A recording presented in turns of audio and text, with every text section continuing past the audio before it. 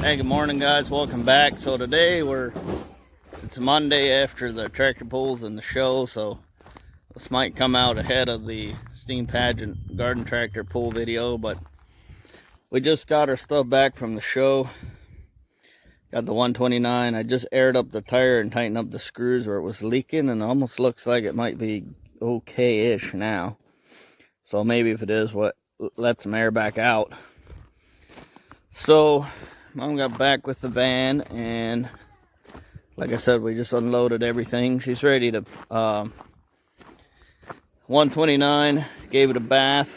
I don't think I've ever washed this tractor before, at least not that I can recall. And so we washed both of these on the trailer. Washed the trailer as well and shined the Honda and the Cub. So he's looking a little bit better. So the night after, Saturday night after the show, we loaded up the diesel and the wagon. So we brought those two home, and on the way home, I thought I heard some funny noises. Anyway, so this is what happened.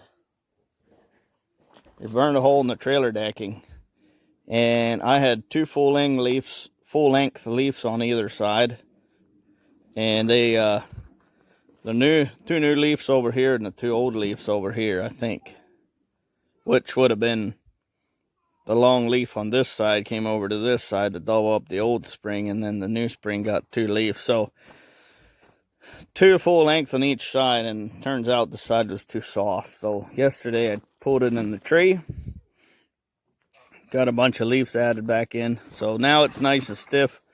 We brought these two suspects back. And anyway, so today we're digging potatoes. So I got to go back here and get the potato plow. So anyway, let's take a look at the patch before we get started. So these were short season ones, and they're dried up now. They have been dried up for some time, and now the weeds are coming back through. So the stalks themselves are entirely dead. Yep, just like that. And these were healed up really nice, so this should kind of fall apart and end up pretty flat. So I'm going to get the plow hooked, and then we'll get back to business. I don't think I've gone over the plow before. Well, we've got one potato. So here's the plow. It's just some stuff I cut apart with the torch, apparently. There's some pretty good torch marks on the bottom. And then we got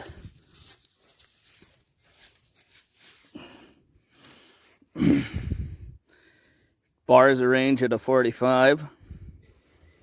That's a bar. That's a piece of pipe, rebar, just pretty much anything I had in the shop.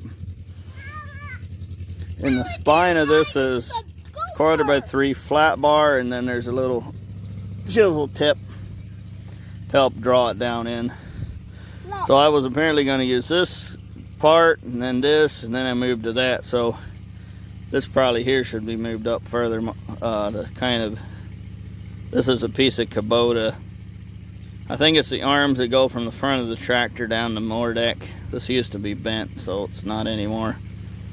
And so probably we would flip this bar over, and then the longer jaw would go up here, or maybe even all the way back here. So that's basically it. Some angle iron and stuff to make it a Brindley hitch. So this chisel tip works really well. You want it to go down below the depth of the potatoes and kind of suck the plow down in. Usually I have somebody put their foot on the back here, help draw it down a little. So we're going to get the plowing and see what we can find. We do one row at a time, so we use this tractor with this wheel spacing to dig the lines, so the tires line up exactly with the rows as they were planted. So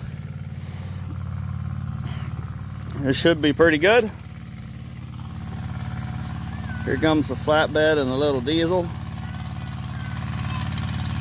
Somebody's gonna bitch about the kids riding. There we go, let's get to work.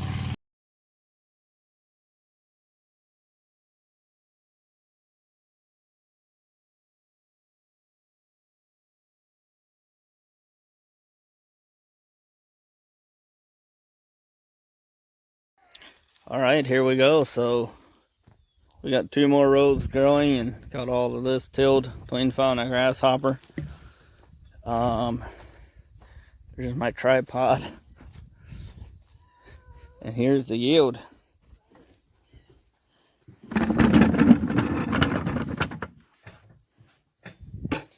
Not Idaho French fry potatoes, but pretty decent. We've had years in Hemrod in the clay ground where it wouldn't grow at all, so this is a big improvement.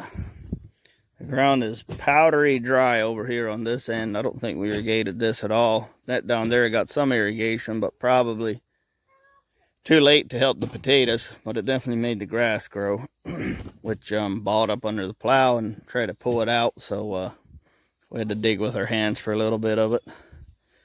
So now I think we'll take the tiller in here and till everything up and see if we can go to the neighbors and see get some small grains to seed in for a cover crop.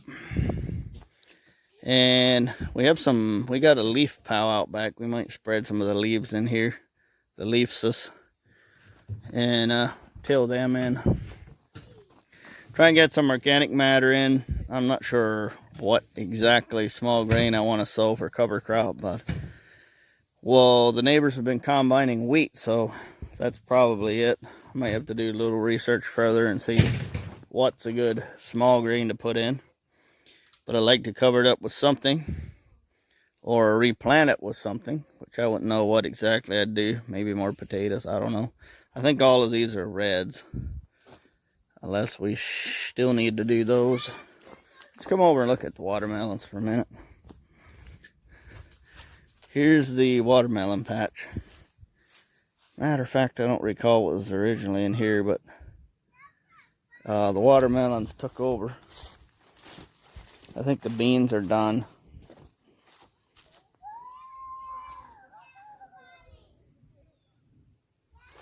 Mennonite Farm Girl said there's some watermelons in here. There's definitely vines. I don't want to walk in there, I'll step on them. So there supposedly are some in here. Try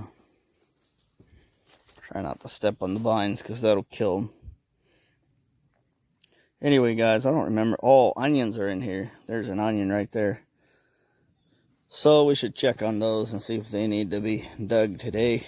Probably not. These potatoes are short season. They were out early, so usually it's kind of frosty and cold by the time we plant dig potatoes, but in this case we're doing it early.